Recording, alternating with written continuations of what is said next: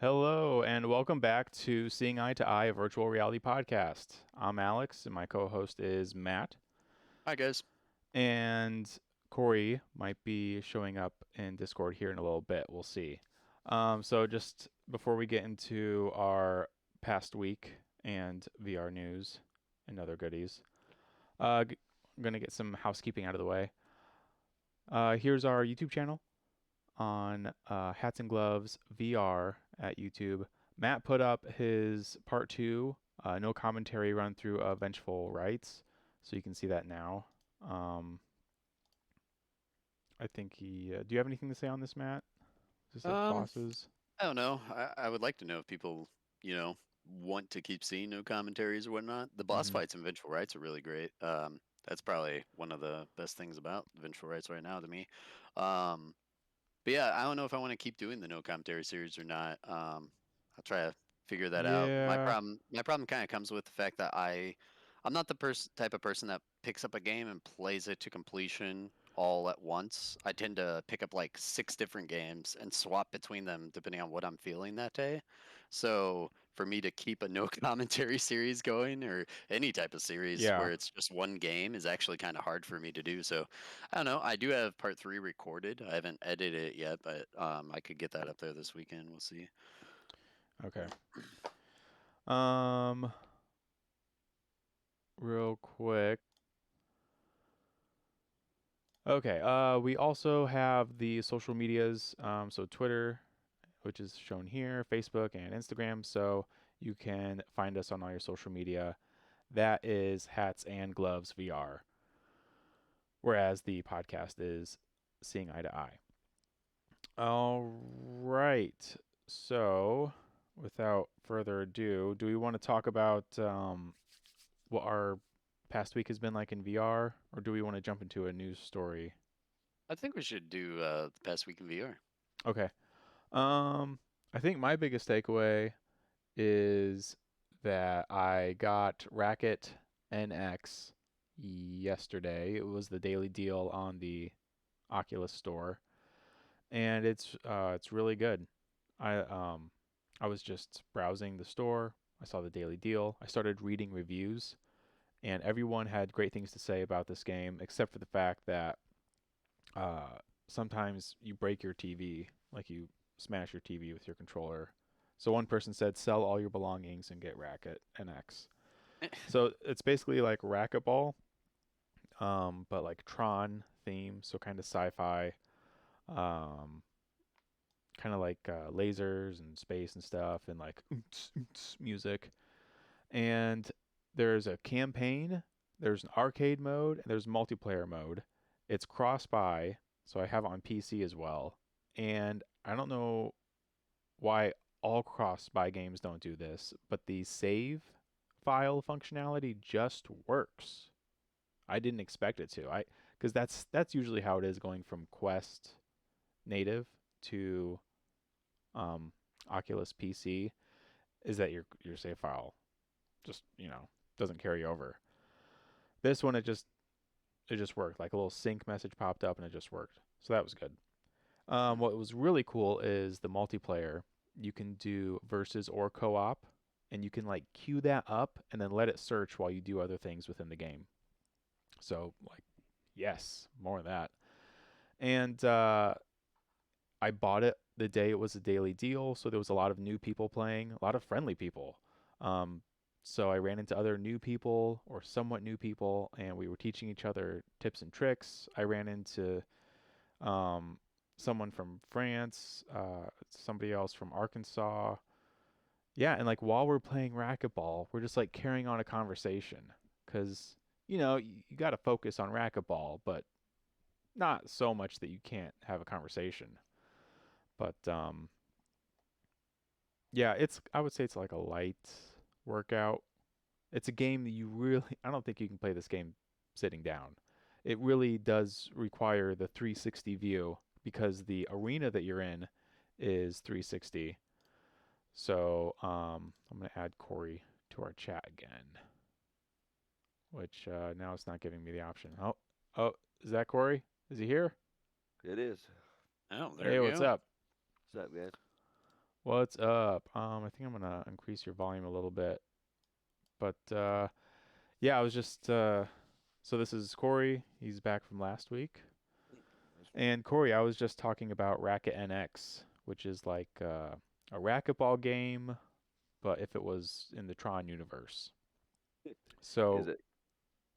what? Let's say, is it look like that? I mean, I haven't had a chance to It's look into yeah, it. it does resemble like it's Tron-esque, but Ooh, it's multiplayer, and I was just saying how I met some pretty nice people yesterday, all things considered, and it's in a big arena, and both players are in the center of this dome, and then the racket ball will bounce between you with your racket, and then the walls of the dome, and you take turns hitting the ball. The ball changes color to correspond to whose turn it is, and you're trying to hit specific areas and quadrants of the wall and trying to avoid other quadrants. There's some bumping music. You have some conversations. You're either playing co-op or you're trying to beat the other person. That's all there is to it. I think I really like it because you have to stand up to play it. I don't think you could sit down. It's the thing that it is, the game that it is something that could not be played on flat screen, okay. which that's a big plus. So, wasn't too expensive. I think it was 13 or 14 bucks after the sale. Cross buy, cross save. Yeah, Like I Racket told you earlier, NX. racquetball as a sport, anyways, always seemed like fun. Mhm. So I could imagine, with that kind of uh Tron, Tron-esque Yeah. looking and the music, man. I think I could get into that. That'd be fun. Yeah, it had like a mid-level of concentration so you could carry on a conversation with the other person. So, Pretty physical though. I mean, like you said, get you moving. not too physical. You're definitely going to be rotating a lot in place. Um, and you want to be careful to not wander out of your circle because you could. I I hit my lamp. I hit my mic stand at one point. But in the game, you can look down, and there is a circular pedestal that you're supposed to stay on.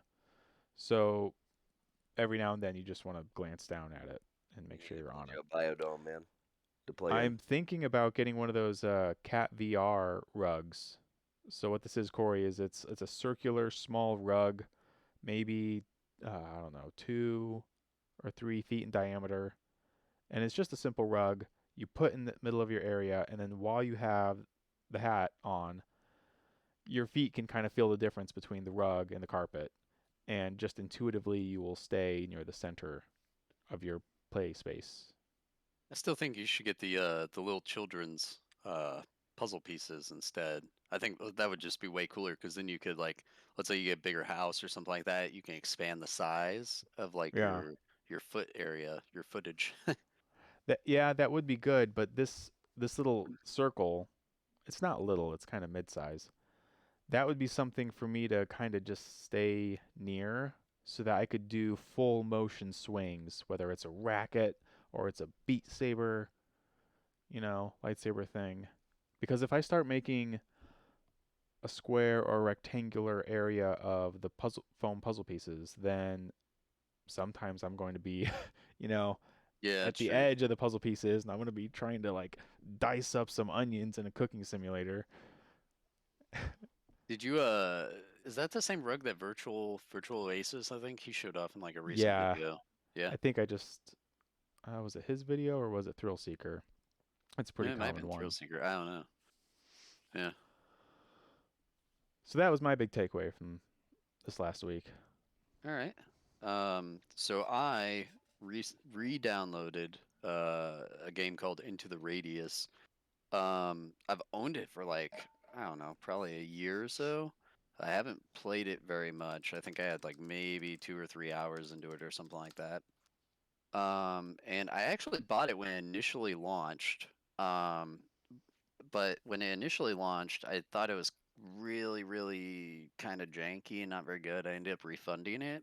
And then the developer reached out, messaged me, and asked me what I to give me feedback, basically, Oh, what I that's thought cool. about it and why I refunded it. And I explained it to them, and they said okay. And then, I followed the Steam page, so I kept seeing their updates and stuff like that. And eventually it got to the point where I was like, okay, I'm buying this again. And now it's in the top list of games that like if you go to the top selling list on Steam, you'll find Hmm. it on the first page. Like that's how popular this game is For right now. VR? Yeah, for VR. Okay. But anyways, basically it's a Russian post-apocalyptic simulator similar to Stalker or Metro. I would put it more in the Stalker realm than the Metro realm because Kind of Metro is seems more like of Death a Stranding in VR, it, you know? it it has a feel like that as well. But like Metro is more of a linear game, and Stalker is more of an open world game, and this is definitely more open world. There's not really much Really? linearity to it at all. Yeah. Hmm. So how the game works? First of all, what I like about the game, dude, the game it's just it's one of the most interactive games I have played in VR. Interactive as in like the things that you do to interact with objects or to get things done is extremely immersive. For instance, like loading a shotgun, right? So your ammo, you can buy ammo and you can find ammo, and if you buy or find ammo, you can find it either loose or in boxes. So like the other day, I bought several boxes of shotgun rounds, and then I you pull like the trigger button to drop the ammo out of the box while you're holding it in your hand, but you can take like your shotguns, which have those little straps, on the side to put like extra shells in, and you Hmm. can actually put the box up to those straps and pull the trigger and load the shotgun shells into each one of those individual straps.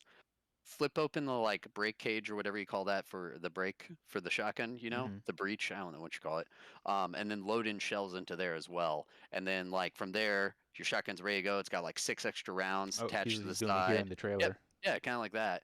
And like that looks simple. Like we've seen that in other VR games, but it's just the amount of things that you're actually physically able to interact with. It has as much interaction, I would say, as Boneworks, which has to be like the most interactive game I've played, and far more interaction than a game like Half-Life Alyx. So, yeah, it's just excellent. But like a typical day in this game, and what you might be surprised about, it almost when you said Death Stranding, that actually kind of rings a bell because it's kind of similar to how you and me, when we played Death Stranding like together, we were sitting on the couch playing Death Hmm. Stranding, we were talking about how to do it. It's kind of the same idea. So you start out and you're in this little like it's kind of like a warehouse, and it's got like an area to store your things, an area to go buy things, an area to sell things. Hmm. Um, and so in this storage area, right? Like my typical day, like last night I was preparing for a mission. I pulled my backpack off my back. I took a assessment of my inventory. I was like, okay, so I got two medic injectors. I have a gas mask in case I run into gas. I have 3 boxes of shotgun shells, 2 boxes of pistol ammo, extra shotgun shells in my backpack, extra shotgun shells on my shotgun. I took inventory of all the stuff that I have. Then I selected the mission I wanted, which there's like 7 missions to choose from, and there's a lot more. Like as you complete the game, you get more and more missions unlocked. Some of them are kind of just side missions, others kind of continue the story. And they all pay out like a certain amount of money. This this So freaking shape here. yeah, This is from Death Stranding, an upside down rainbow with I think it's more of a sun because if you like look uh up past it, like there's more to it. It's like a full sphere.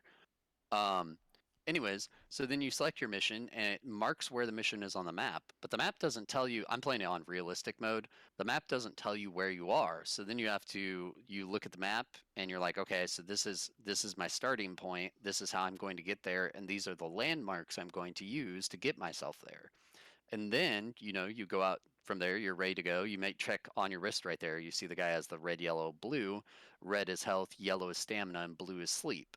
So you have to mhm. make sure you're like, oh Oh. yeah, my health is full. I've eaten enough food, so my stamina's up, and I've gotten enough sleep. I'm ready to go. And then you leave your safe area and you head out into the radius. And from there, you go and you complete your mission. So like the other night, I was doing a mission where I had to collect an anomaly from this area that was covered in gas and kill these like spider looking things. They're called mimics, and those things are creepy. And then there's like these shadow dudes they'll come after you and try to kill you. And then there's other shadow dudes that have guns, so I had to like defeat all of those guys as well, and then get the anomaly and take it back to base and sell it. So like the game's just really immersive. It takes a lot of thought, a lot of strategy. So you gotta sit there, you gotta be like, okay, what do I need for this mission? What am I gonna bring? And the guns have a lot of attachments. I mean, it's just overall, it's just an excellent game. And really great if you love Russian post-apocalyptic games, which I do. I play a ton of Stalker. I've just beat Metro Exodus last weekend. I Yeah, just added it to my wish list in Steam. yeah. So That's I'd cool. highly recommend it. I like the art style too. It's not going for something too realistic. Am I wrong on No, that, so or like is it no, realistic? it's no the screenshots. I would like just like anything in VR, the screenshots look way better than the actual game does, of course. The graphics are pretty simple-ish. Um, so I think it would work fine if you used like a Quest 2. I actually tried it on my Quest 2. But obviously something like the reverb or something like that's gonna, give you a better looking visual, but it's not like I don't know. It's not. I don't think it's a game that you could put on the Quest as a standalone. Right. I No, don't think it yeah. would run. There's too much physics simulations. It's very CPU heavy. Um, Yeah, well, but one of the things I like about VR is that this, like, what's popular in VR isn't necessarily photorealistic graphics. yeah, Instead, it's like gameplay stuff, like physics, yeah, that's why I love this or one. game mechanics or interactions, which that's what video games used to be a long time ago. Is they weren't about looking realistic. They were about like, what did it feel like to play the game? Did it feel good to play? Anyway, So yeah, um, if you want a game that's it takes brains to play a bit, and it's also it can be kind of a horror game at times. It can be kind of a thriller game at times. It can be definitely an action game at times. This game's it. I mean, especially nice. if you didn't like Fallout VR and you wanted a good post-apocalyptic game. Well, I'll keep an eye out for when it goes on sale. Um, Corey, did you want to talk at all about what you've been playing? I know it's non-VR stuff, but we can still talk about it. Um, let's see. I took Martin Luther King Day off. I decided to play Titanfall 2 all day. Nice. Anyway, wasn't a bad game. I Well, enjoyed it. did you finish it? Yes, I did. Played it all the way through, and I brings me back to when I was a kid. I used to play Mech Warrior 2, I believe it was, on my grandma's computer, Yeah. and so I enjoyed the mech. You know the powerhouse of the mech and his weaponry. It was fun and a decent little story. I enjoyed it. I was really disappointed though when I went to go play to explore the multiplayer on that. Um, Mm-hmm. I believe Xbox Game Pass was having some issues off and on at different times this week. Not major issues, but With multiplayer?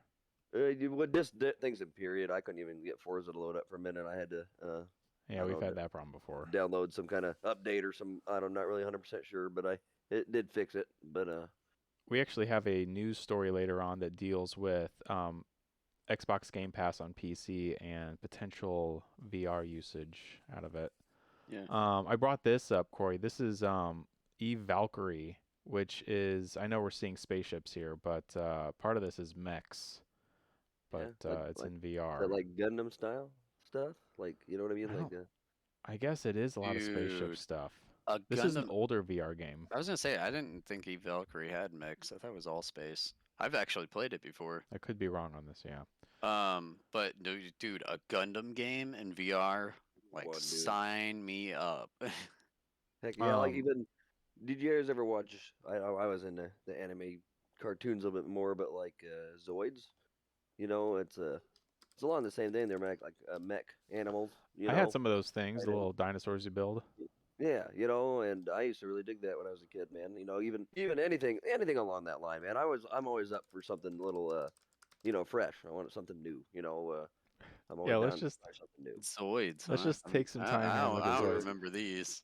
Me, I A remember my couple weeks buddies ago, I even just looked had at Beast Wars for like hours. I just looked at Beast Wars videos of people. I was at mom's and we were talking about Beast Wars, and so I just started queuing up YouTube videos of this guy. He has like gloves on. He's like, "Yeah, here we have Optimus Primal, and he's like transforming him, and He's like being really careful with these like gloves. yeah, yeah, Autobots, it was. roll out. I mean, that was. What more do you want? We also played Sea of Thieves as well, which again is not in Yeah. VR, but Man, I love that game. I think that might become a thing that us three do. Yeah, We'll for sure. see.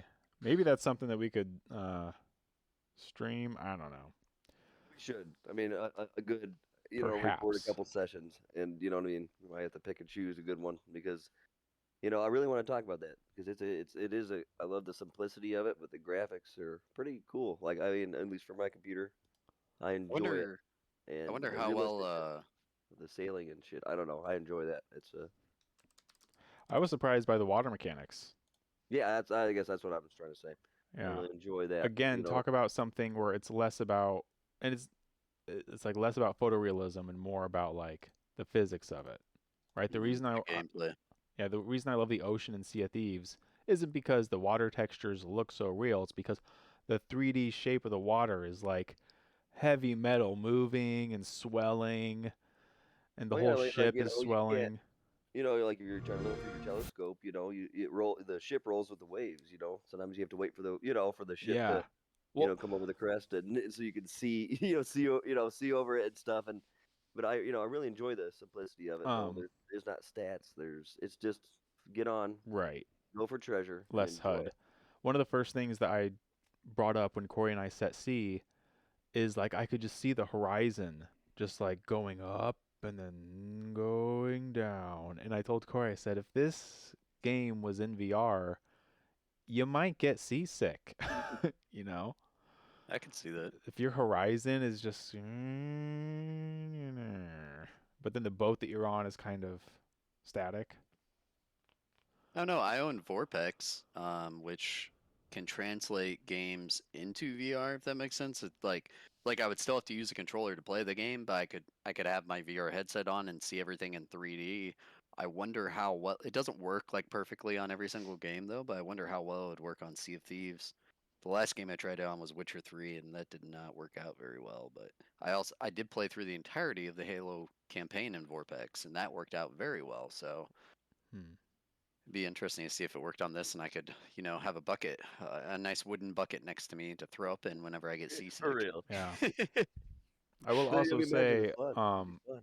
this game lent itself to OLED HDR TV Of course. because it gets so dark, and it was awesome. Yeah. I made Corey wait for me on the ship while I restarted my PC and got everything just right with the HDR. All right, It was a thing. let's get back into some VR talk. So let's pull up this first link that we have here. This is something that Matt contributed.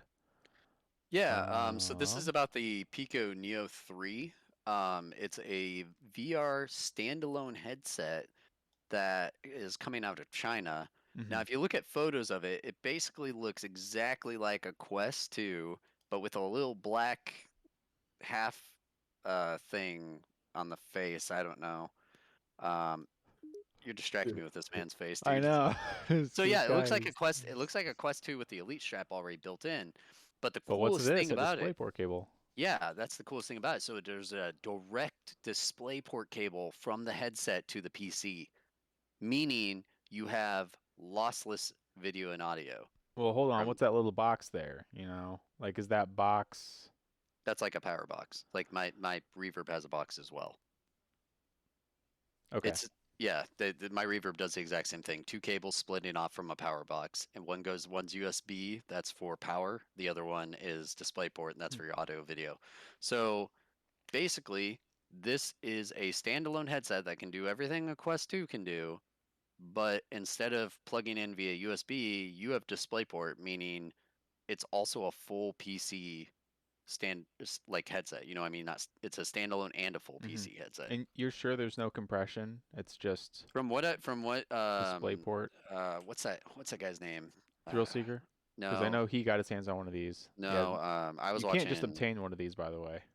You can, have- but it's a process. Right, you have to. No, what's that? Tyrell.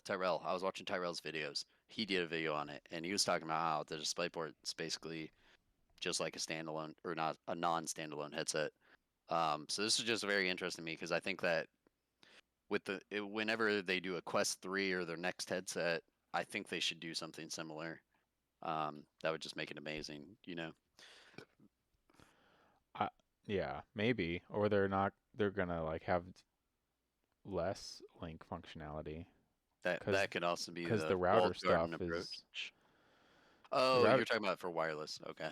Yeah, I think when I think of the next Quest, which I believe is called Project Cambria, does that sound right to you? That's actually Meta's that's actually not the next Quest. So Project Cambria is a is like a high-end prosumer. VR Yeah. headset. That's the specs they listed out. That thing's probably gonna be somewhere around 1,000, 2,000 bucks. Yeah. Even if they try to sell it cheaper to make money off software or whatnot, it's still gonna be really expensive. Facebook themselves admitted that it's not going to be for your average consumer. It's for the enthusiasts. So I Yeah. imagine it's gonna be upwards of 1,000.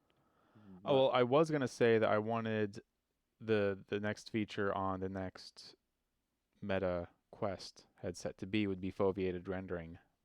Oh, I think all like the fact that PlayStation VR 2 is gonna have foveated rendering, I Well, think that all future I got some headsets are probably gonna clarification have on it. that because I was listening to an Upload VR podcast today, and they were going in depth with foveated rendering. Apparently, as of yet, from Sony, we've heard that there is eye tracking.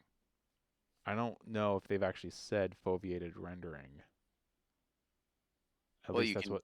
you can do foveated rendering based off of eye tracking. Well, okay, so these guys were talking about that, and apparently, um, I don't know if John Carmack or somebody was like responding to John Carmack, but until they get like faster methods of eye tracking and then also faster methods of foveated rendering, like frame per frame, like because John Carmack claims that you can get like a 60% increase in performance, which is that's like theoretically true, but apparently the like quickness and the nimbleness of foveated rendering is not up to that snuff yet. Now, presumably it will be given time. But after listening to what these guys from Upload VR had to say in their podcast, I'm less excited and like less holding my breath for foveated rendering because it sounds like even once it gets here, it's we're not going to see a huge performance uptick until later. Well, And I'll I say this. John Carmack didn't come up with that figure.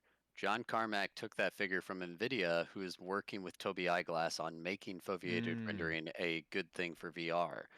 NVIDIA announced just like a week or two ago that with their partnership with Tobii Eyeglass, they were able to achieve 60% increase in performance in games that they had enabled foveated rendering with. So John Carmack was just quoting NVIDIA. okay. So, and I trust that they are working on it. Yeah, you're probably right. Just like how ray tracing. I mean, I would argue that ray tracing when it first came out wasn't that big of a deal, and we're kind of now getting to the point where ray tracing mixed with DLSS Yeah. is actually becoming a big deal. I think foveated rendering is going to be the same thing, where it's going to take a couple years for it to really hit its mark. That's something else they said is that each developer is going to have to implement it. Hmm. But foveated rendering is one of the most exciting things for standalone headsets because already as a Quest owner, and I guess this has kind of been how it has been for a long time now, is like features get added to the Quest via firmware, like a Tesla car, like a lot of features. In fact, we got a new feature recently where you can now move around your Oculus home environment, and this is leading up to a larger update that is still to come, where you'll be able to invite other Quest headset users to your Oculus home to either hang out or to view 360 videos, to, I don't know, like pre-game in VR before you go play a multiplayer game. I mean, and that might seem silly, but that's functionality.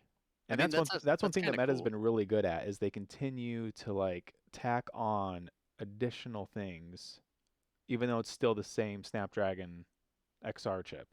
Hmm. Well, I mean, think about the usage of that though.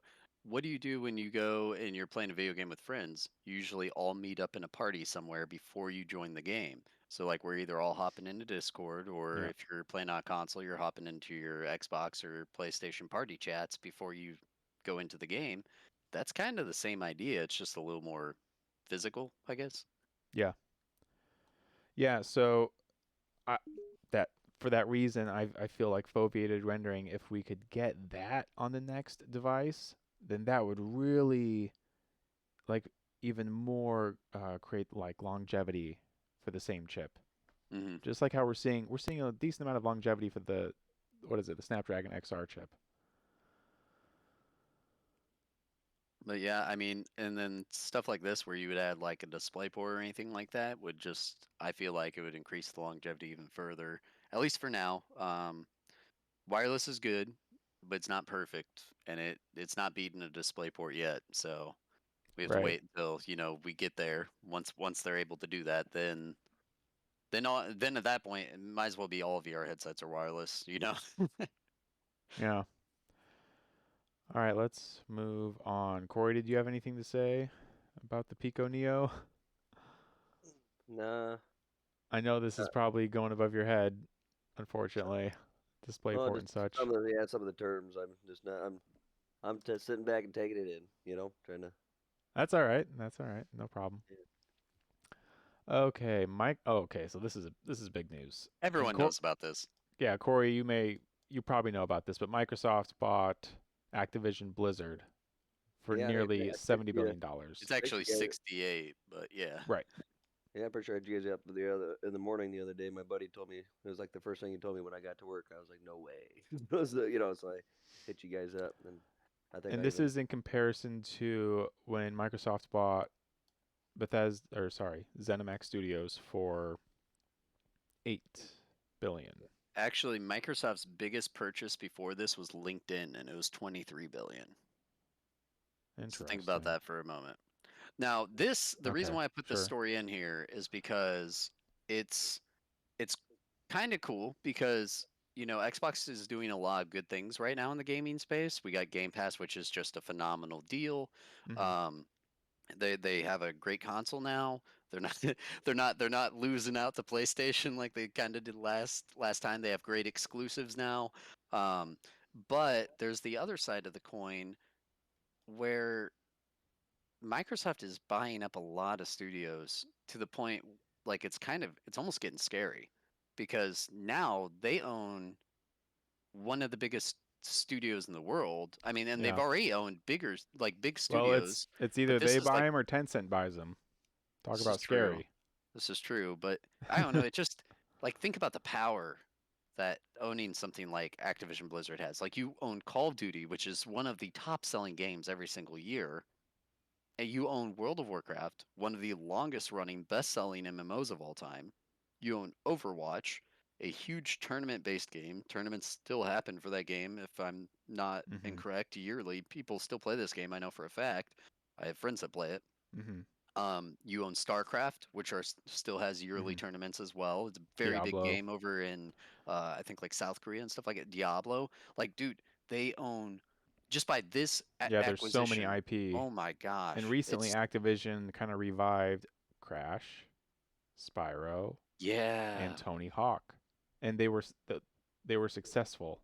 Like unlike Take-Two Interactive with Grand Theft Auto the trilogy, the definitive edition, which fell flat on its face, the three different, I guess four if you count Crash 4, the four different titles that Activision has spun up to kind of revive their old nostalgic IP have all been well received. Spyro Reignited Trilogy, Crash. Oh, I forgot Crash Team Racing. People seemed fine with that. Now I've seen people talking in Reddit and stuff about this and saying, "Well, rip, we're never gonna get Call of Duty VR, or we're never gonna see I don't know Hmm. World of Warcraft VR or something like that." But I actually have to disagree with uh, that line of thinking because people tend to forget Microsoft has its own line of VR headsets. I mean, the entire like the HP Reverb G2 is a Windows headset. It's Windows mixed Oh yeah. reality. Microsoft, HP developed the headset itself. Microsoft runs the software. They're the ones that update the Right. Windows mixed reality software. So they're still very much active in the VR space, even if they don't have like a Microsoft headset. You know what I Yeah, mean? I guess a good response to that made up person that you were saying, right? What do they say? Oh, we're never gonna get a Call of Duty VR, Yeah. etc. Is a good response to them would be to say Xbox didn't buy Blizzard Activision, Microsoft bought them. hmm And Now, also, just because Xbox doesn't have a headset right now doesn't mean they aren't preparing one. You know, I mean, PlayStation did the PSVR one. Now yeah, they're doing the PSVR two. It's only a matter of time before Xbox dips it. Like, you think Phil Spencer's sitting there like, man, VR is stupid. No, I bet you he's tried VR and he's like, we're gonna make something better. We're just waiting for the technology to get there. You know what I mean? I yeah, can't imagine that he's just like, oh, there's this whole other market and we're just gonna ignore it. They're watching. They're keeping their eyes yeah. on it. They just Well, haven't made a yeah, move. their focus right now is definitely like 16 by 9 window gaming. And I think I have this right, but Microsoft has been playing the long game for quite a while when Bill Gates decided to start this whole video game console endeavor. There was a whole plan where like the first generation was they knew was going to be bad. It was not going to perform well. The second generation was the 360. Bill Gates wanted to come out um, even, to not make a profit, but to just stay afloat. And then their plan was that with the third generation, that's when they would start doing really well. Unfortunately, that didn't happen with Xbox One. And you could like look at the president of Xbox at the time, Don Matrick, and some of the decision making that he made. So that was like a road bump. But because Microsoft is such a behemoth of a company and they have so much money in the bank, that long that long-term plan, that long game is still occurring. And so now we have Phil Spencer with the latter half of the Xbox One and the Xbox Series, and then now Game Pass. They are marching on with their plan, And and I would say they're doing really good at this point. they're definitely doing something with all these acquisitions, and then just adding more value to Game Pass. Is it good? Um, Hard to say, because some argue that one of these side effects of having your $60 game all of a sudden be on Game Pass, where you could start a trial for $1 or pay $9.99 for a month, is a side effect might be that you're devaluing games. Now, there's a whole debate around that, but yeah, I don't know. I would say, yeah, kind of you're devaluing games, but at the same time, if it's a game I really, really like, I'm probably gonna buy it anyways, if that makes sense. Because right, most of these games aren't on Game Pass forever. You know what I mean? yeah, that's a good point. Yeah, that's a good So point, and I think that's also healthy. I think it's healthy because by cycling games out of Game Pass, they can take some of their funds and then make negotiations with additional publishers and then get different games on. You get a discount for purchasing the games if you're currently a Game Pass person. So, do you know that? If you're current yeah, but I prefer to buy all my games on Steam just to on keep them Steam, all in yeah. one place. So, Well, I know for right. me, So you can do it on Steam, but then you have Microsoft kind of persuading you to use that discount, which I think is healthy. Corey, you had some input there. yeah, I mean, I know for me, I've been a long time PlayStation. Uh, That's why I mean, I guess go back to the Activision being bought out here. I mean, what are these other guys gonna do? Um, What do you mean, other guys? like Sony. PlayStation's already talking about they've already announced plans of doing their own version of Game Pass. The question is it only going to be on PlayStation or are they going to bring it to PC? Because so far their PC support has been pretty lackluster. I mean, we're starting to see it now with Death Stranding, Days Gone, God of War, Horizon. But what are you looking at? I don't know. It's paparazzi. Oh, I mean, well, yeah, but Game Pass, $9.99, you can play Paparazzi, man. I'm getting this game Well, right I now. mean, I'm downloading this game right Of now. course you are. I mean, back what I'm saying here is like for my decision to go PC, one of the points is the Game Pass, man. For what is it, $10-15 a month, you Yeah. know, and like you said, you have this wide array of games I can play. You know what I mean? Like you said, yes, they rotate in and out, but you know what? And then I can buy it, like Matt said, if you like it, you're gonna buy it. Yeah. So Microsoft is definitely killing it, man. I mean, it was enough to make me say, okay, I'm not gonna buy the next PlayStation console. You know, I like what Microsoft's doing right here. You know what I mean? To me, buying the PC was just a smarter way to go. But Yeah, the big kicker was I had Corey over one time and he played Forza. yeah, And at that point, he was like, "Hey, what do I gotta do to play this game?" And then I told him, "Well, it's on Game Pass. So if you just had something that could play Game Pass." And now I told Corey, "Get a Series S." But then he ended up buying a gaming PC. yeah, I mean, I got school, so I figured, if I'm gonna I buy a Yeah, computer a anyways, PC is for school. I would say like if you're looking at PC and a Xbox and you have the money to burn, you might as well buy a PC because you're not just like with an Xbox, you're still limited. With a PC, I mean, we're playing Xbox games, PlayStation games, and then there's games that you can only play on PC. So you're getting the full Is that a deal. Bionicle? full Do deal. you see Man, this? That I that does look think like a Bionic. I don't know, dude. It looks Is kind it? of like a Master Chief though. What? Oh, Rainbow But Six Extraction. what was I gonna say? No, that wasn't it. Should we transition from this to what I was going to talk about with Game Pass anyways? Yes. So back to VR. Game Pass has just launched the Hitman trilogy. And I was originally going to go out and buy this, but please go back to the Steam page really quick. Scroll down for a minute. The price of this is absolutely ridiculous. If you want the full date game, scroll down a little bit more. The Hitman trilogy is $99.99. $100 if you want all three games, which I guess is like okay, where you're looking at the games are like $32 a pop or something like that. All right, whatever. But it's kind of ridiculous that I don't know anybody that's gonna go out and pay like $100 for all three games, Wait, I want especially to when it's on Game Pass for $9.99. I want to look at this And because I own the second one on Steam, so now I'm wondering yeah, what if is you click on Microsoft it, you'll paying probably me? get some type of deal or something maybe.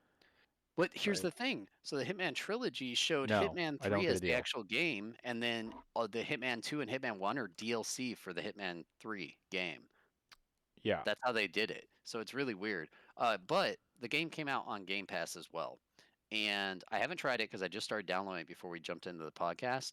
But with No Man's Sky, you can play through Xbox Game Pass in VR. You just plug in your VR headset, start up your VR program, whether that's Oculus or like mine's Windows Mixed Reality or whatever Vive's program is. I think you just launched Steam VR or something like that. But you have as long as your VR headset is running, then when you click play, you can launch it in VR. I wonder if Hitman 3 is going to do the same thing. I already looked this up and tried to find it, but I only had like 10 minutes before the podcast, so I couldn't find out the info. Um, but I'm going to test that after this at some point and see if it works. Because if it does, like, why would I give a developer that's like charging that much for a game that's like 2, 3 years old at this point, that much money when I could just play it off Game Pass? That's my other thing about Game Pass. Sometimes I don't want to give the developers money, and then I don't buy the game and I just play it on Game Pass. And sometimes I really like the developers or like they're an indie developer, and I'll be like, all right, I'm gonna pay for this game even though I played it on Game Pass just because I want to support those developers or be like, hey, that was a really good game, like I don't know. I guess it's all your opinion, but we'll see. I So want to see if this works in VR who on who Game makes Pass. this? Is it IO Interactive, Hmm. I believe. So they just, according to these folk on Reddit, we just don't know. We do not know from IO. Yeah, but they said Tetris, No Man's Sky, Flight Simulator, all those games you can get on Hmm. Game Pass and play in VR. And I So I there's no bet reason this shouldn't. IO would probably like to tell us, but I bet Microsoft's like, nah, don't mention it. I don't know.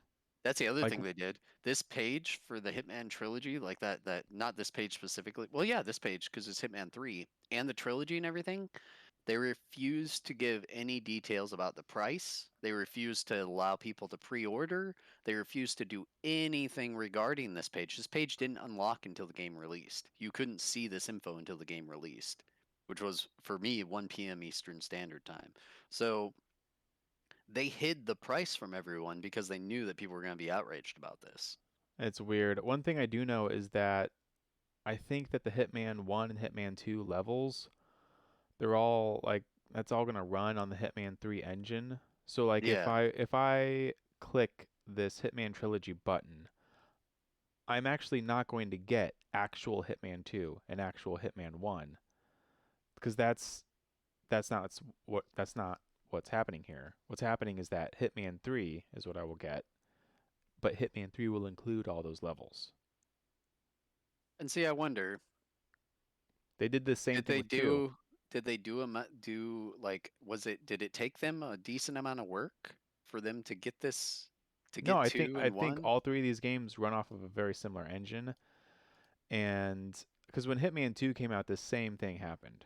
Hitman 2 came out, people I remember really liked it, but people also liked that you could go back and play the Hitman 1 levels.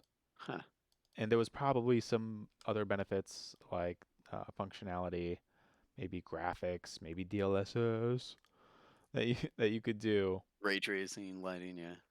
Mm, Well, yeah, no, maybe. ray tracing wasn't released until this trilogy came out. So that's one of the benefits of this trilogy is I guess ray tracing as well. Wait, there is ray tracing or not? Sorry. Now there is. Now there is. There wasn't before. You have to have Hitman 3. Was it make you Okay. want to Well, buy I mean, it? yeah, I Like you're like, mean, oh yeah, now it's $100 worth. well then now my question is Ray tracing. if you own Hitman, so I own Hitman 2, but when I click on my Steam page, there's no discount for me. And again, that's because it's not a bundle. It's not a Steam bundle per se. Yeah, it's like DLC for the Hitman 3. So now my question is, if I buy Hitman 3, will I have access to Hitman 2 levels? Yes. I'm gonna have No, only if you buy the. Oh, you mean because you already own Hitman 2?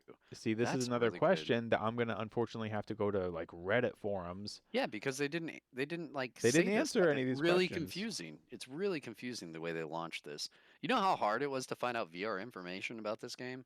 Like it was not easy to find out PC related VR information about this game. I had to search Reddit forums, which is mostly speculation. Well, also 59.99. Come on. Yeah, yeah. For when was Hitman 3 originally released? I did find Hitman 3 on sale. Humble Bundle has it for half off, but it's the Epic Game Store version, not the Steam version. Oh, The dang Steam it. version's not on sale anywhere. Yeah. Well, I hate to say it, but the fact that all 3 of these games run on the same engine, it's cool. But also, this is a $60 game for what I'm pretty sure should probably just be DLC for Hitman 2. And Hitman 2 should probably just be DLC for Hitman 1. Yeah, and then they would just keep upgrading the engine as they go or something like that instead of charging people every time they upgrade their engine. Yeah, did we just figure out that this is a scam? I think we did, yeah. I don't know, but it's on Game Pass, so you can play it without paying if you would rather not pay, which I am of that category right now. Hmm. And clearly 219 people think the same way as me. Well, mostly negative. Okay. What's next on the Interesting. docket here? Okay, so I'll close this thing and then I'll close this thing and then I'll click on this. Yeah, so um I honestly don't know what this is. I just saw this at lunch today and I put it in the show notes. It's something called OtherSight, and I've actually had a hard time Google searching this term here, OtherSight. Like when I put this into Google, I get here, I'll show you. I get what is it? OtherSight. Okay, well now I'm getting stuff about it. Maybe this is all recent. But this is some sort of photogrammetry VR experience that is according to this tweet from Raze, which I believe is the developer, it's very close to being published for Meta Quest. A 6 DOF Joy, which I don't know what that means. But this looks cool. Six depth is depth of field, meaning that you're so like you have 3 depth and 6 depth. I think it's depth of field. Anyways, Oh, that's it has to talk about fascinating. it's talking about the motion that the headsets can take. So 3 DOF is Motion? like so 3 DOF is like if you're wearing a headset, you can do like tilt left. I think it's like tilt left to right, forward and back, or something like that. Or you can't tilt left to right, forward and back, and you can only look around. But 6 DOF means essentially like full physical presence in VR. That's 6 DOF isn't necessarily nothing special because that's what most VR games are nowadays. I was But gonna say, like, when I'm doing anything. I think the point is that it's like an interactive tourism thing that's in 6 DOF, and maybe a lot of those Okay, aren't. so it's not a game, but it's definitely gonna be something cool to view in VR. Yeah, it's interesting. So I please mean, be excited about 6 DOF. I think we're seeing the streets of Japan here. Oversight. I think it's called Oversight. OtherSight, which no, it's called OtherSight. Although That'd be awesome if it was called OtherSight. It's like, yeah, great job, marketing team. Had a slight whoops. Let's see, is there other videos here? There are other videos. So, So how do you maybe- feel about this though? I've seen a rise in interest in like virtual reality tourism, and to me that kind of is weird because like if I want to go tour something, I would rather go in person. I wouldn't. I Mhm. don't know about going. Like, could you imagine like, oh, I want to go see the. This one's like maybe a little out there because of the amount of travel that would it cause. But let me go this Washington Monument. Let's say you want to go see the Washington Monument. Why would you go there and just like look at it in VR and be like, oh, that's cool, versus like Eventually couldn't make actually it. going there and physically being there? It's like a If whole you different couldn't, Yeah. experience. what if you couldn't? It's the future, man. Not everybody can travel. Like, you know what I mean? Not everybody can do that. Not everybody That's a maybe good wants to do point. that. Yeah. So now, somebody out there is like, I'm gonna make money off of people sitting at home. If they want to go, I can go and visit these cool places, and I'm gonna, take all these pictures, and then I I'm will gonna say render it. the fact that this guy can go up to the glass display case here and actually look at the little knickknacks behind the Yeah, glass display case, that is kind of cool. But Matt, I understand where you're coming from as well.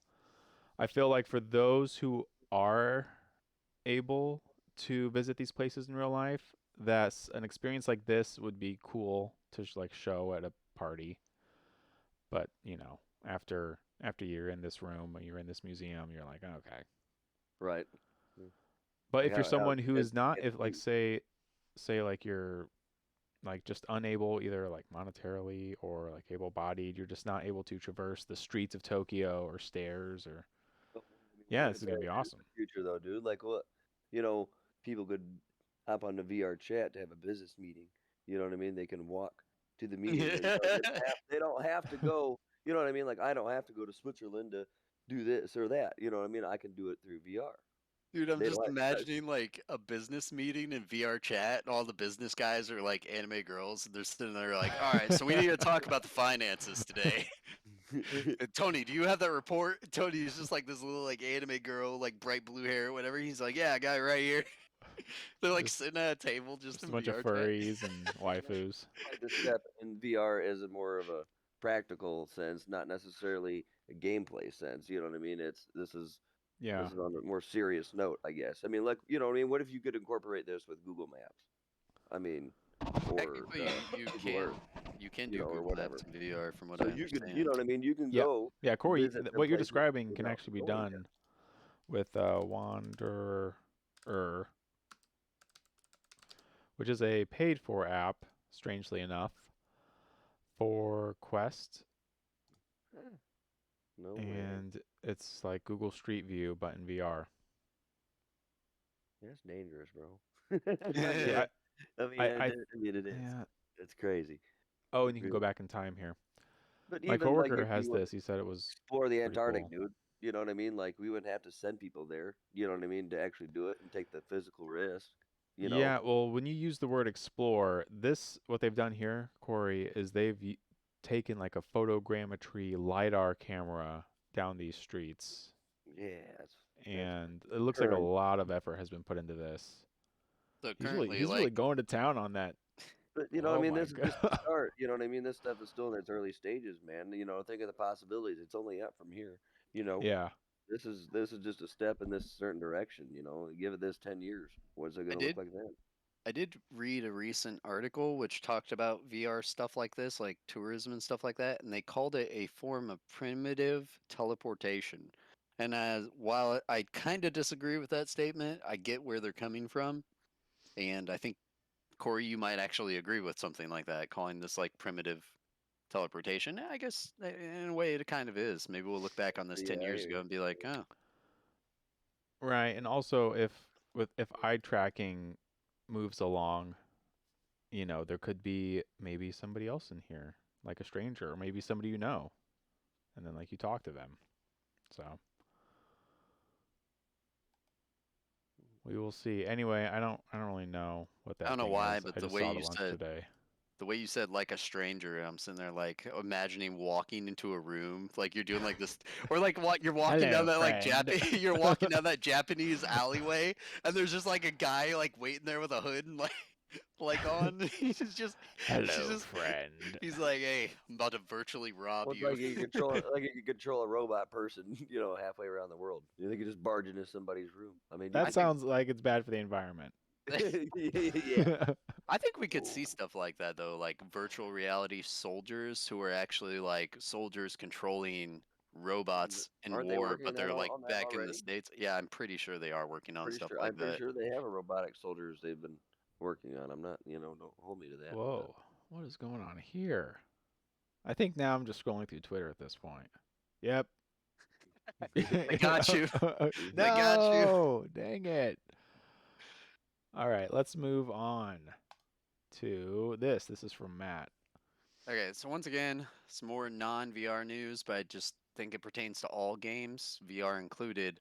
Ooh. The founder of Reddit claims that he believes in 90% of gamers will be paid to play games in the next 5 years. And the reason why he says that is because he believes that, with NFTs and it being moved, like NFTs being on the Mhm. blockchain and games being developed with NFTs, he thinks that if it picks up, if it takes off and more games are created off of blockchain and NFT, there's going to be value in people playing these games and then like finding rare items or whatnot and being able to sell them. So then people are going to start paying these people to play these games and go find these rare items so that they can sell them for them. Almost like a virtual explorer finding, you know, the the the ark or Like something. a I don't virtual know. Indiana Jones Yeah, like a finding a virtual MacGuffin.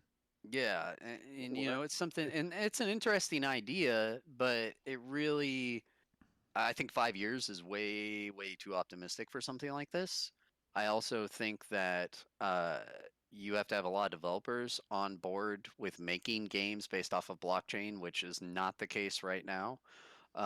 So we'll see how this progresses. It's an interesting idea, though. Could you imagine just like, like that's my relaxing time right now. Is coming home from work and playing like an hour or two of video games or something like that. But imagine in the future, my work would be like, hey, I'm gonna go play some video games, get some rare items, and hand them over to my employer, who's gonna sell them. And the more rare items I get, the more money I make, or the bigger bonuses I make, or something like that. Could you imagine that? That'd be It all kind of comes down crazy. to if the actions that you are going through in a video game, if that is actually doing a like unit of work or helping out or benefiting or servicing either an individual or an organization. So Yeah. maybe it is, maybe it's not. Uh, but like if you have a bunch of businesses and hip people saying that you are doing work and that you are creating value, that that might not be true. I mean, and that kind of is that's like where we're at right now with NFTs is you have a lot of people saying one thing, but then it's like, yeah, but then I can copy it. And like, right, but but you didn't copy it. And you're like, yeah, I didn't, but I did. So I guess from that perspective, my litmus test is I would like to understand how playing a video game would chip away at the blockchain, right? And maybe right, that's the So my idea. understanding is the reason why NFT games exist in the first place is by playing NFT games, you are like more transactions are being developed in the blockchain. Like right, like somebody gets like a rare item or whatnot. Like that's another ledger or another mark on the ledger for the blockchain. The more of these interactions with the ledger on the blockchain that happen, the more popular your NFT or blockchain or crypto looks, and the more value it essentially has because you're inflating your numbers. And that's the description that I read for why NFT games exist in the first place. Are these really big crypto companies make these NFT games to make their crypto worth more because there's more interactions going on their ledger. So, with that being said, I'm not sure if this is all just one big marketing scam or what. Another thing that comes to mind is like John Henry in the steam engine. Do you know that fable? Where you have like mm, John Henry, he's like piling stakes into the railroad. He's trying to build the railroad as fast as he can. But then they have this like steam powered machine that can also drive railroad spikes, right? And there's this fable where they race, and John Henry puts up a pretty good fight, but the steam engine ends up beating him. The point of this is now my question is, are you not you, but are you trying to tell me that people playing a video game is going to be able to mine blockchain activity stuff more efficiently than uh, a mining rig? And when I say more efficiently, I mean that say you're the one paying out or whatever, and so you have people who are playing let's call it like Fortnite 2, but it's NFT Fortnite, and they're playing it and they're playing it and they're doing some work on the blockchain. You're trying to tell me that I'm gonna be able to pay them less than like a mining rig, like a 3090 series card? Because like a 3090 series card doing this stuff is pretty efficient, but costs energy. So we'd have to say like, okay, so how much energy does it cost? Okay, so we account for that. How efficient is a 3090 mining? Okay, it's pretty efficient. Okay. So now you have to convince me that people playing a video game can be more efficient per amount of energy cost. I think you got to think about it this way though.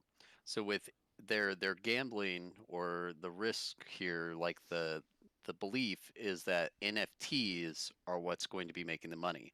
So what's going to happen is you have an NFT that's assigned to whatever blockchain or whatnot. It's on whatever blockchain, and this Oops. person gets like a super rare hat in Did Fortnite you 2. see that? This web page just um did it just click on itself? Anyways, Hold on, I want to see so that again. I so didn't click on that. Yeah, this web page just switched itself. yeah, it gave itself another click there. Anyways, so somebody's playing Fortnite 2, right? And they get a super rare hat, right? There's And then another they one. sell that hat for like $100,000 or something like that. 100,000 Bitcoin. I don't know. Like, I mean, 100,000 US dollar equivalent of Bitcoin. That's the type of transactions I think they're trying to get on their ledger. So they're expecting the NFTs to be worth so much because NFTs are worth so much to some people, Mhm. and they're hoping that that will continue. It's about this virtual ownership of these products or these Right. these these items, and so then you could have extremely unique items. I think that's what they're gambling off of. Not that there's going to be people playing some virtual reality version of Minecraft where they're actually in an underground tunnel mining for 8 hours a day to get diamonds that they then go sell to their Right. employer or something. You know what Right. I mean? Like that's not the idea. The idea I is will more say that they'll play the games, get rare items, and then sell those items on some marketplace that will make the ledger have more activity. Yeah, but remember these are just like non-existent things that you have to like first convince people are valuable. So what I Mm, will say is like I could easily see PewDiePie mining up an item and it's unique, and then he does a funny bit and it becomes a meme. That bit becomes a meme. So this item is like associated with that one time that PewDiePie mined up this special pair of boots that you can equip, and then he did that funny joke. That I could see being sold for a lot of money because it's not only coming from a popular person, PewDiePie, but then it's also being associated to a unique event. mm. Not an event that could happen anytime. Like, oh yeah, PewDiePie mines up these rare gloves every time he plays. Those are only worth $10. Right? But if it's something specific like an event, then that could be a lot. But if you just have some Joe Schmo like one of us from Hats and Gloves gaming on Twitch and we mine up, a cool shirt that's unique, maybe somebody will buy it for like a couple pennies. So like, I don't know. Yeah. I don't know these guys. The other problem I have with it is it almost it almost to me sounds like it's taking money away from the developers, if that makes sense. I don't know. I don't know how the developers would get paid in all of this. How would It's they taking are they going money to away benefit more from money? it's taking money away from the people who are being scammed. That's how scams work. Yeah, okay. Fair. Where does the money come from? Fools. Yeah. People who weren't smart enough to hold on to their money. Sorry. No, I mean, no. I'm not disagreeing. I just thought this was interesting, so. Corey, do you have anything to add about NFTs? Mostly negative. Oh. No, no, I really don't at this point. I'm sorry. Yeah. That's probably the best place to be is where I feel like Corey's at. Where I feel like you're most of us would withholding anything to say. like you and me, we try to like Just give our waiting. input on these. We're probably making ourselves just look like giant idiots, like people Well, are like, yeah, that's Maybe. not how this works at all. Yeah. Like so maybe Corey is taking the right route, but Oh, he's you know. definitely taking the right route, but like I know some stuff about business, and if you're creating value out of nothing, then you better have something good. It's like a I bubble, mean, isn't it? look That's a at it bubble. though. Look at all these gaming companies now. How much money are they making off of people sitting behind a screen? You know what I Right, mean? but they're also producing something. So let's take Activision for example, who owns several different IPs, but let's use Call of Duty. Those Call of Duty games don't make themselves, right? They don't mine themselves like an NFT does. It and not just any company can make a Call of Duty. And trust me, many companies have.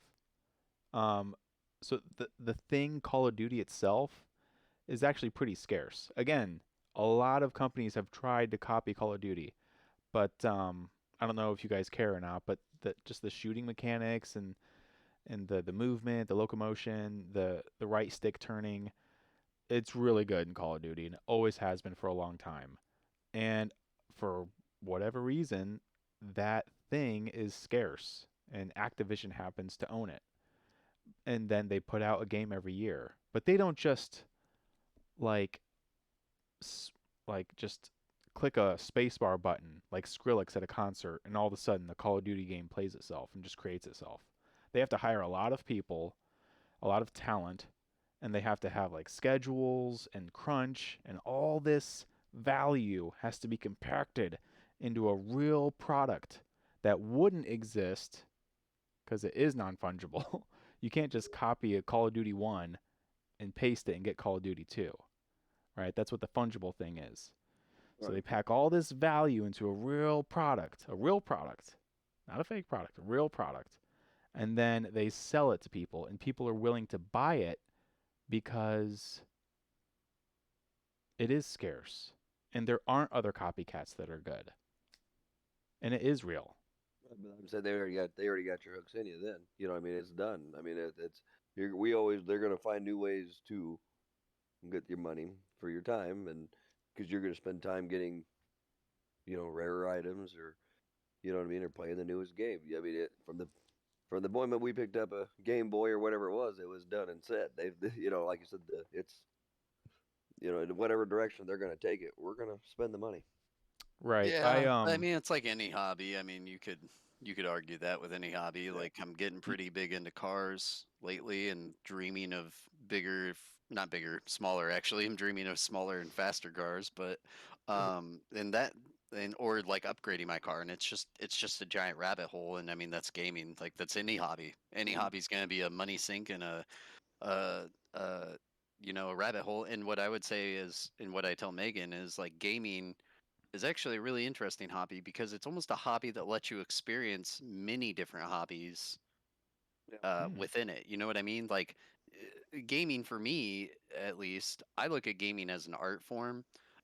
So I would say that gaming definitely, like Alex was saying, definitely has a value. There's a lot of work that goes into making good games. If you do Skrillex a game and you hit the spacebar and make a game, you get something like Grand Theft Auto Trilogy, where it was made a lot Okay, by that's a good AI point. and is kind of That's trash. true. So I look at video games like an art form, and I see like, well, hey, I really like this piece of art that's worth that much to me, and I'm okay with spending that. And I also look at it in the media form, and I go, well, why do I need to read books or watch movies when I can interact with the story? I can interact with the story. I can be a part of the story. I can make my own story, that type of thing. So I personally, I don't watch a lot of TV. The last thing I watched The Witcher 2 because that came out, but before that, I don't think I watched anything for like 5 6 months, and it's the same way with reading. I'll read like stuff occasionally, but I sat down and read the Halo books like a year ago, but that was because I was playing Halo and I wanted more of that story. But it's not like, you know what I mean, like I got that from the video games, like Yeah, the again, stories there too. So those Halo books are something that you like went out of your way to read because they yeah, had value to you. yeah, And why did they have value to you? Because you were playing the games around the same time. And why did that happen? And that happened because Microsoft has been building this IP, which is Halo, for a decade now, and they've been cramming talent and value into this IP so that there's nostalgia built in. So to answer the question of why you read those books or why you went out of your way to acquire them or get the Audible version or whatever, the answer to that question is a long series of business stories. But a lot of those business stories there's like product or service and then customer trading happening. But they're real products and they're real services. yeah. So the Versus NFTs as of yet are just like, poorly drawn pictures of apes. Now maybe in the future there'll be something way cooler than that, but maybe they won't be. Maybe they'll just, because again, it has to be something that can be mined up from nearly nothing. So well, these companies, they're really gambling how on cool could it possibly be? these Sorry. companies are really gambling on like a matrix future. You know what I mean? Like us all waking up and then plugging into a virtual world versus going out and experiencing the real world. And don't get me wrong, I love virtual reality and I love video games, but I can't imagine, I can't fathom like a world like that where people are like, I'd rather go into the virtual world than the real one. I don't know. I love video games. I play a lot of video games, but I still love going out and interacting with real people in the real world. You know what I mean? I can't imagine that being the future that every major business is deciding, yes, this is it. This is what we're going to do. It's kind of crazy. Yeah, that is what you just said is crazy talk. No, it's not, I have dude. no idea what I you're took talking almost about. a 2 year hiatus from video games, man. And experiencing life a bit. It's not a bad thing. I Yeah. mean, obviously, I find my way back to it. Yeah, there You you go. Now you're a pirate in Sea I'm of a Thieves. pirate, dude. Driving race cars and Speaking, sailing ships. hey, great segue, Matt, because if I may, I want to move on to the next topic. Yeah. Speaking of really preferring the video game world as opposed to the real world, this next game What? could potentially be like the life-sucking game that people just pour hours and hours and hours and hours and hours and hours and hours and hours into. Crossing. You're what? He said Animal Crossing. Animal Crossing, yeah. So this is Zenith, and it is an MMO in VR. We definitely have some like Fortnite vibes going on here because we're seeing people paraglide with gliders. That said, I don't think we see any battle royale stuff at all. Instead, there's like sword fighting, puzzle solving. I've seen one clip where there was like cooking with ingredients at this bar. So there's social. So it's like VR chat, but then it's also like Gorn. Okay, so there's spell casting, and it's obviously an RPG, and it's obviously an MMO. And some people are calling this the sword art, which that's sword art is an anime.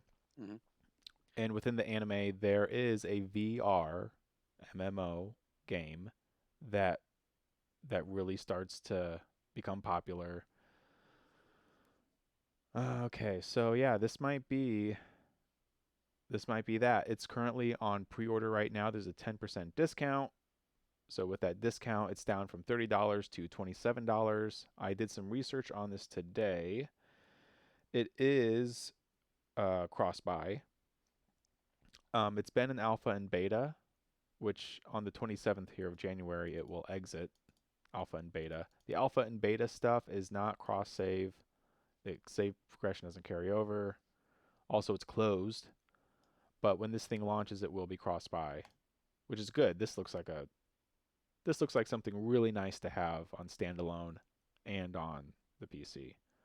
It's gonna be Matt, really what do you interesting. think? It's gonna be really interesting because the way that they're marketing this, like I've seen a lot of videos for this for like at least a year, if not more, leading up to this launch. And the way that people are acting about it is almost like, hey, this is gonna be like the World of Warcraft for VR, you know, like people are gonna be like wearing the same clothes for days, never taking off their VR headset playing this game, you know what I mean? Like that's what people are talking about this game like. If they pull that off, sure, but We could be in I'm trouble. yeah, The I economy goes don't. down.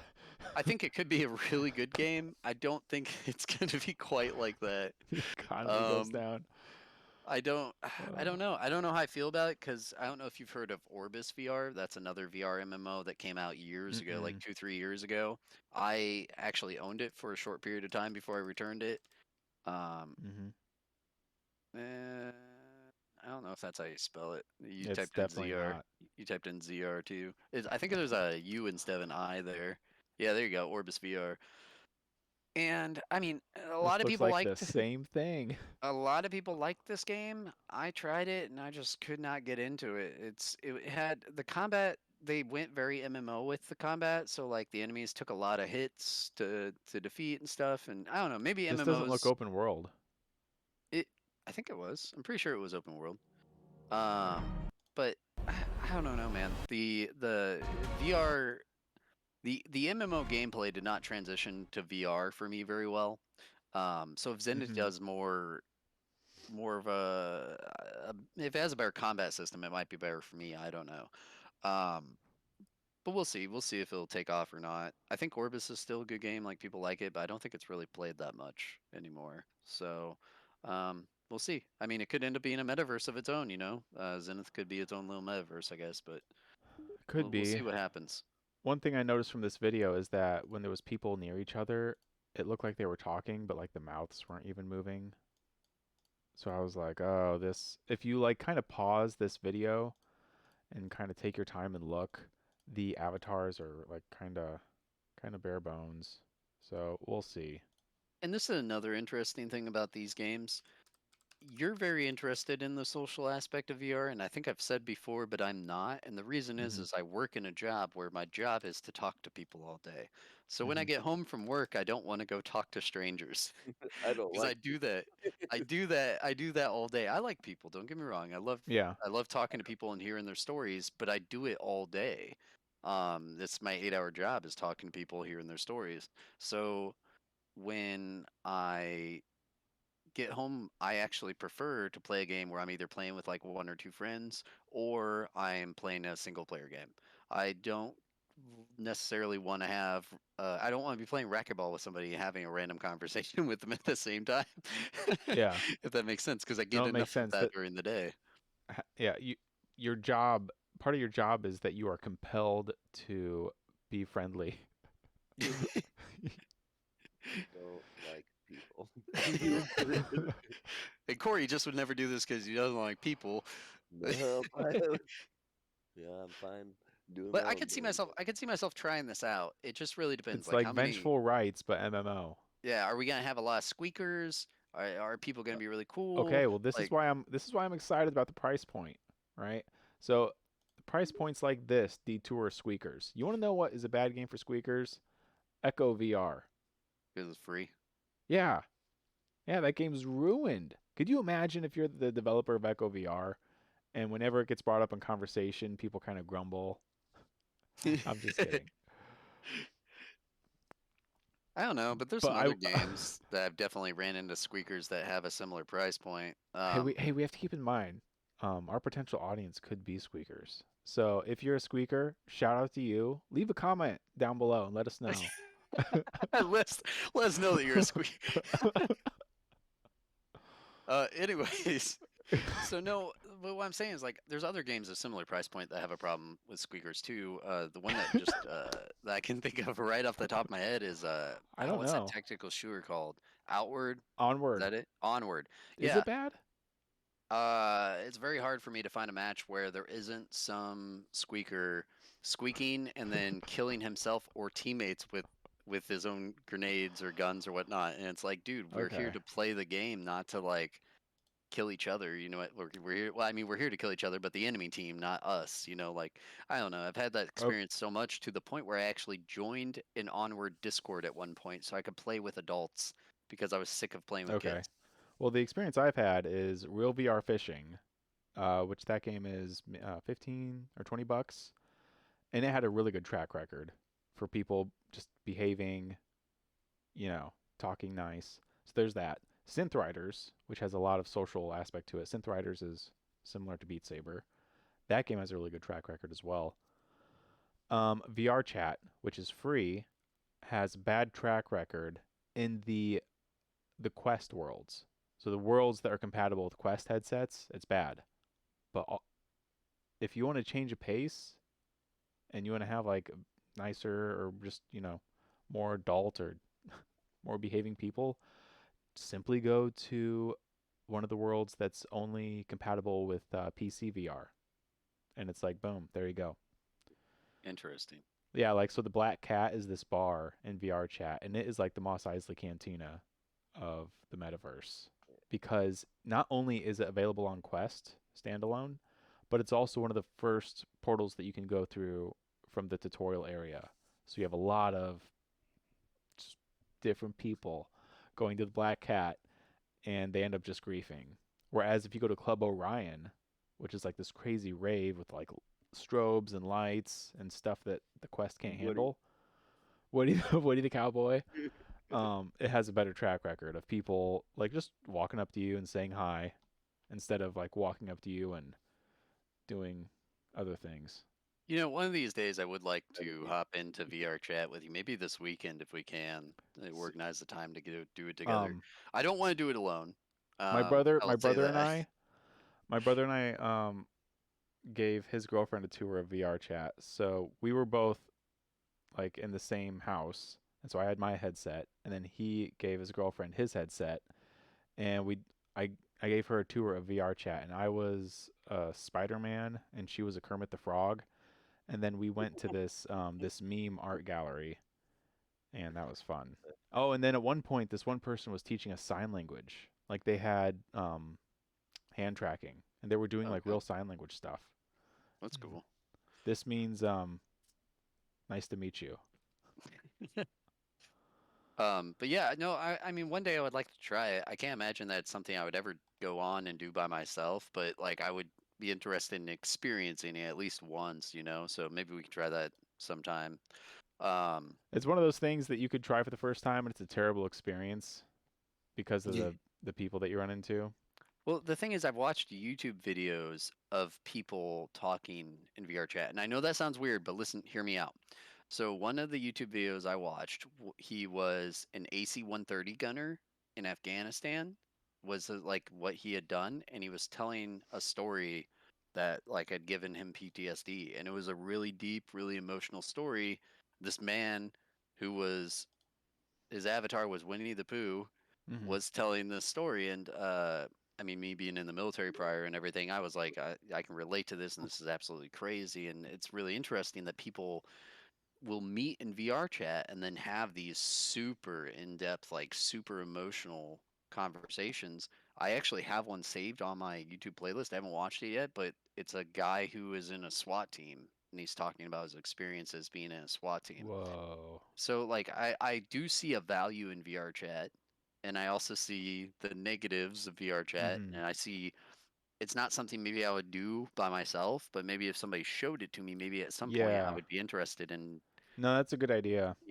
so That's a good idea, and that's something I've thought about doing as well with you. I yesterday I I gave my dad a tour of Meta's Horizon venues and Horizon Worlds. So he got a big kick out of that. He was actually kind of impressed with it. His takeaway was, obviously it's avatars with just gesturing with their hands and stuff. But his big takeaway was that your brain kind of does like do a little trick, and it doesn't seem so weird after a while. And in Horizons, you can do different gestures with your hands that will cause your avatar to have different emotes. So like one thumbs up and your avatar will smile, two thumbs up, it's a big smile. Same thing for downwards thumbs. If you do an up and down uh, thumb, it's like a confused face. You can put your hands over your head for like a celebration and some confetti will pop out. I know all this stuff sounds silly, but you put it all together, and then like your avatar's eyes will go to the nearest person. So there's not eye tracking, right? But the closest person standing to you, you'll kind of look at them, and then when you talk, your avatar's mouth will move, and it's still really silly and goofy, but your brain kind of doesn't care, to a degree. could you And imagine if I was impressed that you're that was my dad's takeaway is that, at at some point our brain's like, yeah, I guess I don't care. could you imagine though if your dad was like, I could do my job in VR, and then started like, I don't want to say just in case you don't want to say it, but like what your dad does for a Hmm. living, but he starts doing it in VR. He has this like following. Yeah. Dude, that No, would that'd be that would really be an interesting interesting. idea. You should pitch that idea to Yeah. him. I don't know. Corey, did I show you? I think Corey's only seen like my Discord like video feed of me being in VR chat. I haven't actually put him in the club yet. So, In it myself, but I've actually watched videos of people uh, like when I had Facebook. So I've seen a little bit of it. You know what I mean, and what you've showed me, obviously. mhm. So this is like the place you visit in VR chat? Yeah, okay, here we go. Here's some photos. See, I want to be What is it? careful. I don't just want to go like playing videos of, I guess YouTube, everything is cool on YouTube. I got you, yeah. Um, Also, like I've never seen nudity in VR chat, so they are obviously doing some monetization or moderation. This is the DJ booth. This is an actual turntable with actual controls. There's also real controls for the light show. So yeah, when you go to the club and you see a DJ up there, they're not just standing up there; they're actually DJing. What? Um, oh, gosh, this looks way better than what my PC can do. This is crazy. And then like in the side room, there's beer pong and pool and a jacuzzi and a karaoke setup as well. So do they schedule concerts or how does that work? I'm sure they do. I'm sure this What is going on right there? this It's like two Man, this two looks like purple that monkeys. looked like hang full out. body tracking, bruh. That's fair. This is crazy. What is this? This is like a stadium. This is definitely the kind of place you would hang out. The heck, dude. And it's crazy because like the music's really loud, but then if you get really close to somebody, you can talk to them, but like you have to like get close to them like you would in a club. Soon, Matt. Soon I will take you to Club Orion. Am I gonna end up with like a virtual girlfriend in like a club that I meet sometimes? No, all the girls are guys. Or like somebody? Oh, okay. Well, I'll get fooled pretty easily because I'll be a noob. And then like my other question is, somebody gonna like slip some like virtual like roofies into my drink? Am I gonna like No, I'm gonna no. wake up and Oh, be in yeah, like a like different VR chat? Like they've dragged me through a different portal. Like Okay, I well, wake up, I'm like, that oh my could. Do gosh. you know about portals? So No, I people don't can know how drop this stuff portals. works. Yeah, people could drop portals and potentially take you to very strange places. But no, the people are nice, you know, for the most part. I'm just imagining, like, I don't know, like the way that people like want to almost simulate reality in VR. I'm just imagining like the worst case scenarios of you going to these places and that thing happening to you in VR because of how realistic they're trying to simulate things. when are we gonna upload our consciences? And just, I mean, let's just skip it, dude. Let's just skip all the in between. I'm kind of, you know. This is what is this? I've never been to this stage. This is new. This is not Club Orion. Club Orion. Oh, music festival. You're scrolling through Twitter again. Yeah, you're right. Okay, let's get back to the news. All right, we got one more news item. Oh yeah. No, so this was just you keep talking about how your dad likes VTOL and everything, and I think I talked about it in the last podcast I was on, so episode 3. Um, the VTOL had launched the VR multiplayer. Well, Controlled Pairs released this video because I knew like there was multiplayer, and I knew like, oh yeah, you could fly like jets together. So like you'd be in a jet and I'd be in a jet, and we go do a mission together. I did not know that they added multiplayer vehicles. So like that's a two-seater Apache helicopter that he is in with a buddy of his. Whoa. One guy how Apache works, one guy controls the actual flight, the other guy controls the guns. And I'm sure they each have other subtasks that they each can do as well, but that's the general idea of an Apache. You have that now in VR. Like think about how cool and crazy that would be. This is why I'm trying to get you to play VTOL with me at some point, because like Yeah, for sure. like I could be the pilot, you could be the gunner, or other way around, and we go and do missions together, or we could go do a mission where we're each flying a jet. I imagine at some point there's going to be two-seater jets. So It's yeah, like it's Sea just of Thieves but modern. yeah.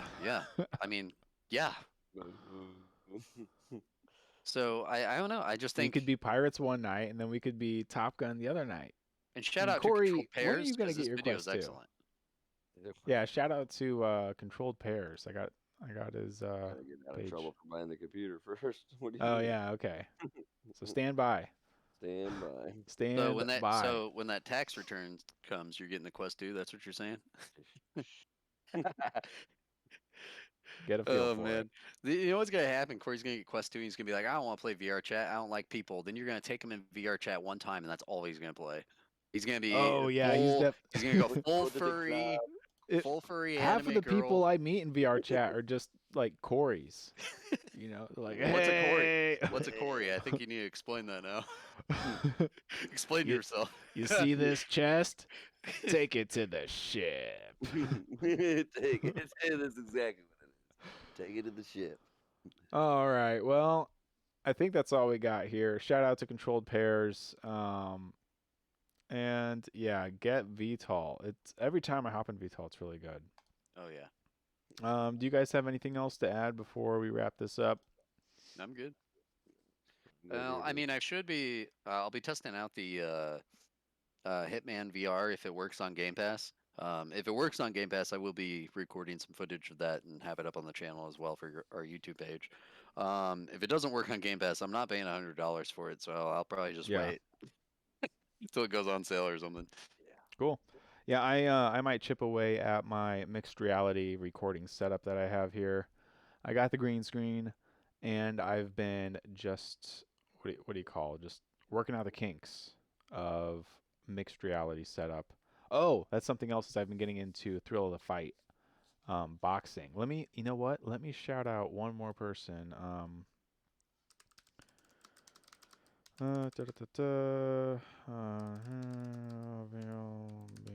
I found a guy who like he started out by doing flight sim stuff, but then he quickly pivoted to VR boxing. And I don't know if this guy is a boxer in real life, but during his videos, he'll kind of commentate what he's doing, and he seems to know what he's doing, like actually.